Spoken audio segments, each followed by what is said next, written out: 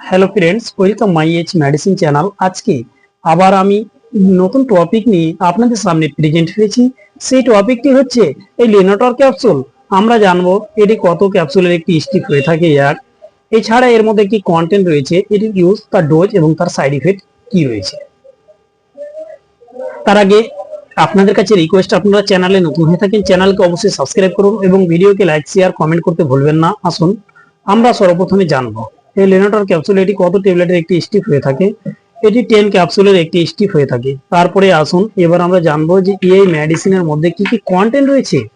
এর মধ্যে বেশ দুটি কন্টেন্ট রয়েছে, সেই কন্টেন্ট দুটি হচ্ছে অ্যাস্টাজান্থিন রিডক কনজেন। এটি নিয়ে গঠিত হয়েছে লেনোটর ক্যাপসুল। আসুন এবার আমরা জানবো এই মেডিসিন এটির ইউজ কি কি ক্ষেত্রে করা হয়। এই মেডিসিনটিকে বেশ কিছু ডিজিজে ইউজ করা হয়, যেমন একে ইউজ করা হয়ে থাকে বিশেষ করে স্পাম বৃদ্ধির কারণে বা শুক্রাণু বৃদ্ধির কারণে কিন্তু এই মেডিসিনকে ইউজ করা হয়। এছাড়া ইউজ করা হয় উন্নত করতে, এছাড়া যৌন ক্ষমতা বৃদ্ধি করতে এই মেডিসিনকে ইউজ করা হয়। আসুন এবার আমরা জানবো যে এই মেডিসিনের ডোজটি কি। এই মেডিসিনের ডোজ ডাক্তারবাবু পেশেন্টের উপর ডিপেন্ড করে তার ডোজ নির্ণয় করে থাকে। আসুন এবার আমরা জানবো যে অনেক সময় অনেক পেশেন্ট কিন্তু ডোজ মিস করে দেয়। এবার পুনরায় দ্বিতীয় ডোজের সময় যদি চলে আসে তাহলে তাকে প্রথম ডোজ মিস করে দিতে হবে, তার পরের ডোজ তাকে গ্রহণ করা লাগবে।